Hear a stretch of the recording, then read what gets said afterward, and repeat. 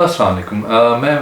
میرا نام عبد الرحیم ہے۔ میں مختلف حدیث کی کتابوں سے مختلف ٹاپکس پہ ویڈیوز بنا رہا ہوں۔ تو امام ابو یعلا موصلی کی جو مجموعہ احادیث ہیں ان سے کچھ حدیثیں ہیں۔ اعوذ باللہ من الشیطان الرجیم، بسم اللہ الرحمن الرحیم۔ حدیث نمبر 742۔ حضرت سعد بن ابی وقاص رضی اللہ تعالیٰ عنہ فرماتے ہیں کہ میں بیمار ہو گیا۔ اس بیماری میں حضور صلی اللہ علیہ وسلم نے میری عیادت فرمائی۔ آپ صلی اللہ علیہ وسلم نے فرمایا کیا تو نے وصیت کی ہے؟ میں نے عرض کی یا رسول اللہ صلی اللہ علیہ وسلم میں نے اپنا تمام مال کی وصیت کی ہے۔ آپ صلی اللہ علیہ وسلم نے فرمایا تو نے اپنے ورثہ کے لیے کیا چھوڑا ہے؟ میں نے عرض کی وہ مالدار ہیں۔ آپ صلی اللہ علیہ وسلم نے فرمایا 10ویں حصے کی وصیت کر، باقی سارا اپنے ورثہ کے لیے چھوڑ دے۔ ایک اور حدیث ہے 743۔ حضرت سعد بن ابی وقاص رضی اللہ عنہ فرماتے ہیں میں فتح کے سال بیمار ہو گیا۔ میں نے اس سے خوف کیا کہ میں اس بیماری میں مر جاؤں گا۔ حضور صلی اللہ علیہ وسلم نے میری عیادت فرمائی اس بیماری میں۔ میں نے عرض کی یا رسول اللہ صلی اللہ علیہ وسلم میرے پاس بہت زیادہ مال ہے، میرے ورثہ سوائے میری بیٹی کے اور کوئی نہیں ہے، آپ بتائیں کیا میں 3/3 کی وصیت کر جاؤں اپنے مال سے؟ آپ صلی اللہ علیہ وسلم نے فرمایا نہیں۔ میں نے عرض کی آدھے کی؟ آپ صلی اللہ علیہ وسلم نے فرمایا نہیں۔ میں نے عرض کی 1/3؟ آپ صلی اللہ علیہ وسلم نے فرمایا تہائی اور تہائی بہت بڑا یا بہت زیادہ ہے کہ تو اپنے ورثہ کو مالدار چھوڑے گا تو تیرے لیے بہتر ہے تو ان کو محتاج نہ چھوڑے، وہ لوگوں سے مانگتے رہیں، جو تو ان پہ خرچ کرے گا اس پہ ثواب پائے گا، یہاں تک کہ وہ لقمہ جو تو اپنی بیوی کے منہ میں ڈالے گا اس پر بھی ثواب ملے گا۔ میں نے عرض کی میں ہجرت کرنے سے پیچھے رہ گیا ہوں۔ آپ صلی اللہ علیہ وسلم نے فرمایا تو میرے بعد ہرگز پیچھے نہیں رہے گا، تو عمل کرے گا اس کے ساتھ اللہ کی رضا کو متضر رکھ کر، ایسا عمل جس کے درجہ بلند ہوگا، یقیناً تو لمبی عمر پائے گا، ایک قوم کو تیری وجہ سے فائدہ ہوگا اور ایک کو نقصان ہوگا۔ اے اللہ میرے صحابہ کی ہجرت پوری فرما، اس کو ایڑیوں کے بل نہ لوٹانا۔ لیکن بیچارہ سعد بن خولہ اس کے لیے مرثیہ کہا کہ وہ مکے میں فوت ہو گیا۔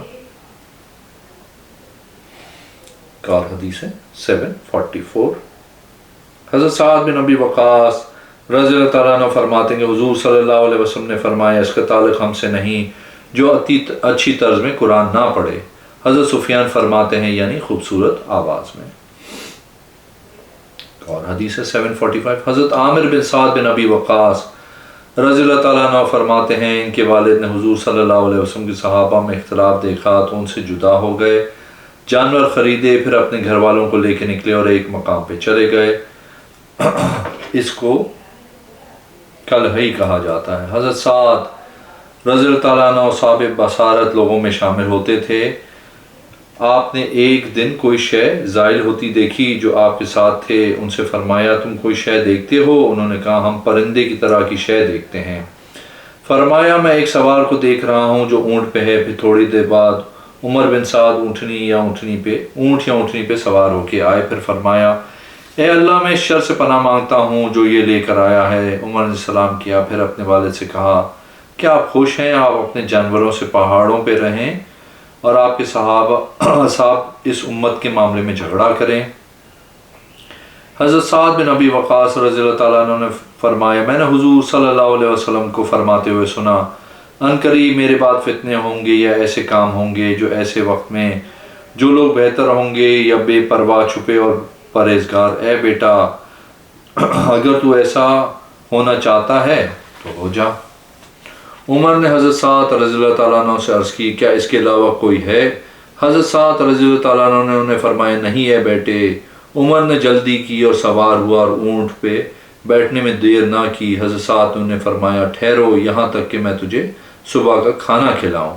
اس نے عرض کی مجھے صبح کے کھانا کھانے کی ضرورت نہیں ہے۔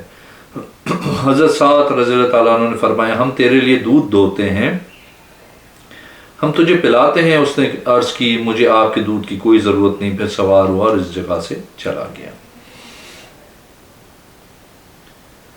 ایک اور حدیث ہے 746۔ حضرت بصر بن سعید فرماتے ہیں حضرت سعد بن ابی وقاص نے حضرت عثمان رضی اللہ تعالیٰ عنہ کے وفات کے فتنے کے وقت فرمایا میں گواہی دیتا ہوں کہ میں نے ضرور حضور صلی اللہ علیہ وسلم سے سنا ہے کہ آپ صلی اللہ علیہ وسلم نے فرمایا ان قریب فتنہ ہو گئے، اس میں بیٹھنے والا کھڑا ہونے سے بہتر ہوگا، کھڑا ہونے والا چلنے والے سے بہتر ہوگا، چلنے والا دوڑنے والے سے بہتر ہوگا۔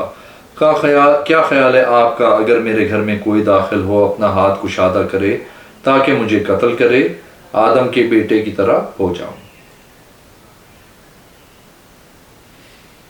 ایک اور حدیث ہے 747، حضرت مصعب بن سعد اپنے والد سے روایت کرتے ہیں کہ شراب کی حرمت میرے حق میں نازل ہوئی، میں شراب کی حرمت نازل ہونے سے پہلے انصار کے آدمی کے ساتھ پی رہا تھا، ان میں سے ایک آدمی نے اونٹ کی نکیل مجھے ماری جو میری ناک پہ لگی، میں حضور صلی اللہ علیہ وسلم کے پاس آیا اور ان کا ذکر کیا تو اس وقت شراب کی حرمت نازل ہو گئی۔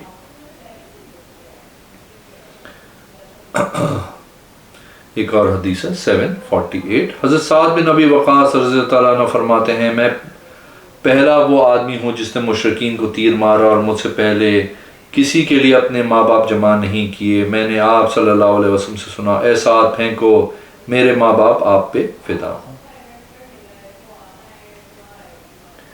ایک اور حدیث ہے 749، حضرت سعد بن مالک رضی اللہ تعالیٰ عنہ سے روایت ہے کہ انہوں نے حضور صلی اللہ علیہ وسلم سے سنا، آپ صلی اللہ علیہ وسلم نے ذکر کیا، یعنی ایک آدمی کا اس کا ہاتھ عورت کی پستان کی طرح ہوگا، اس کو اہل نہاروان کے ساتھ پایا گیا۔ روحا کے شیطان نے کہا اس کو بجیلا کے ایک آدمی نے گرایا، اس کو اشب یا ابن اشب کہا جاتا ہے، اس کی نشانی قوم میں اس کا ظلم تھا۔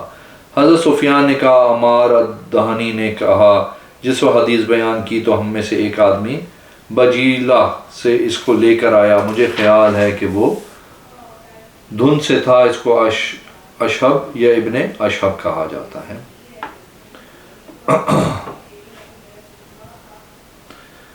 ایک اور حدیث ہے 750، حضرت مصعب بن سعد اپنے والد سے روایت کرتے ہیں میں حضور صلی اللہ علیہ وسلم کے پاس گیا اس حالت میں کہ آپ صلی اللہ علیہ وسلم کے پاس بچا ہوا کھانا تھا۔ حضور صلی اللہ علیہ وسلم نے فرمایا ضرور بضرور تمہارے پاس ایک آدمی آئے گا، اس راستے سے وہ بچے ہوئے کھانے کو کھائے گا، وہ جنتی ہوگا۔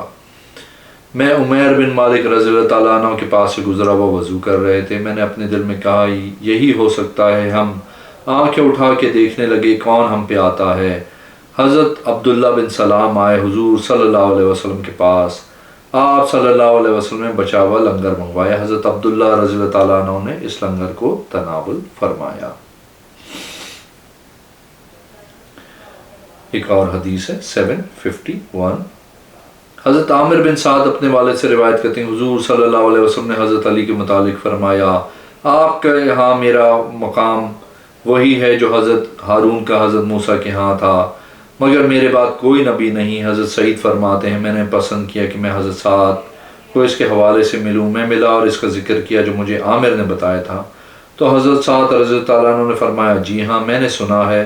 میں نے عرض کی کیا آپ نے سنا ہے؟ آپ نے اپنی دونوں انگلیاں اپنے دونوں کانوں میں ڈالی اور اس کے بعد فرمایا جی ہاں، ورنہ دونوں ٹکرا گئیں۔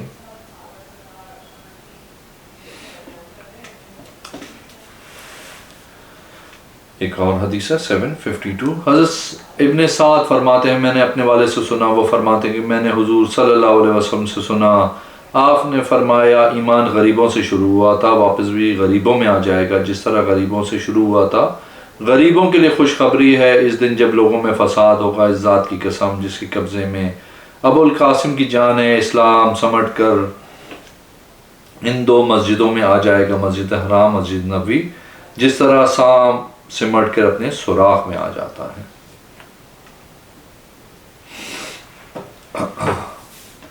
ایک اور حدیث ہے 753، حضرت سعد بن ابی وقاص رضی اللہ عنہ فرماتے ہیں کہ جب فتح مکہ کا دن تھا تو حضور صلی اللہ علیہ وسلم نے سارے لوگوں کو امن دے دیا مگر 4 مرد اور 2 عورتوں کو نہیں دیا۔ ان کے متعلق فرمایا ان کو قتل کر دو جہاں بھی پاؤ، اگر تم انہیں کعبے کے پردے میں چھپے پاؤ۔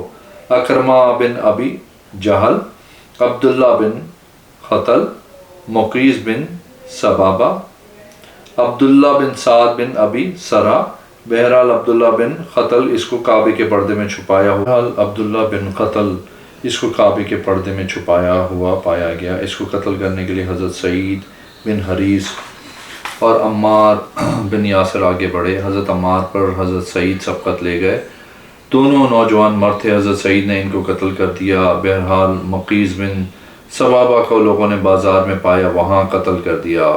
بہرحال اکرمہ سمندر میں سوار ہو گیا، ان کشتی والوں کا ہوا نے آ لیا۔ کشتی والوں نے کہا کشتی سے مخلص ہو جاؤ، بے شک تمہارے خدا تمہیں یہاں نہیں بچائیں گے۔ اکرمہ نے کہا سمندر سے نجات مجھے صرف اخلاص سے ملی، اس نیکی کے علاوہ کوئی نجات کا راستہ نہیں۔ اے اللہ میں تجھ سے وعدہ کرتا ہوں کہ اگر مجھے عافیت دی جس کا میں ہوں تو میں محمد صلی اللہ علیہ وسلم کے پاس آؤں گا، یہاں تک کہ اپنا ہاتھ آپ کے ہاتھ میں دوں گا، میں ضرور آپ کو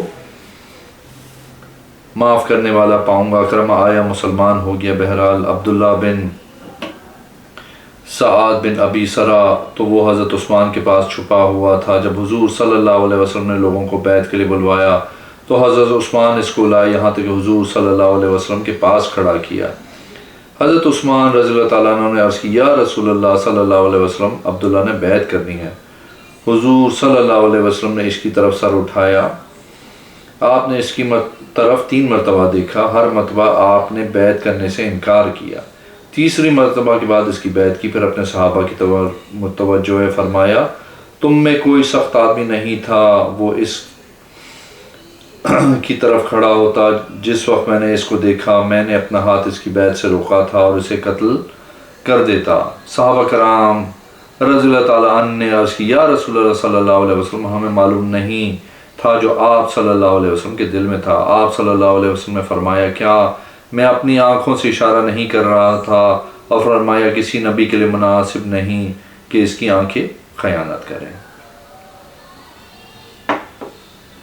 ایک اور حدیث ہے 754، حضرت سعد بن مالک رضی اللہ تعالیٰ سے روایت ہے، انہوں نے مکہ میں ایک عورت کو نکاح کا پیغام بھیجا اس حالت میں کہ وہ حضور صلی اللہ علیہ وسلم کے ساتھ ہے۔ حضرت سعد رضی اللہ تعالیٰ عنہ نے کہا کاش میرے پاس کوئی ہوتا جو اس کو دیکھتا اور مجھے اس کے متعلق بتاتا۔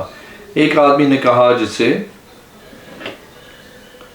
حید کہا جاتا تھا، اس نے کہا میں اس کے متعلق بتاتا ہوں، اگر وہ آگے چلے تو کہے 6 پہ چل رہی ہے، اور جب پیچھے مڑے تو کہے 4 پہ چل رہی ہے۔ حضور صلی اللہ علیہ وسلم نے فرمایا میں اس کو بے حیا دیکھتا ہوں، میرا خیال ہے یہ عورتوں کے معاملات دیکھتا ہے۔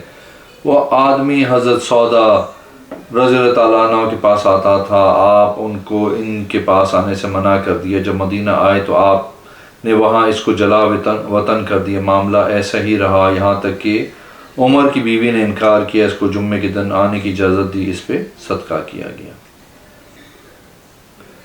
اگر آپ نے میرے چینل کو اب تک سبسکرائب نہیں کیا تو پلیز کیجیے، اس ویڈیو کو لائک کیجیے، اگلی ویڈیو میں انشاءاللہ حاضر ہوں گا۔ اللہ حافظ۔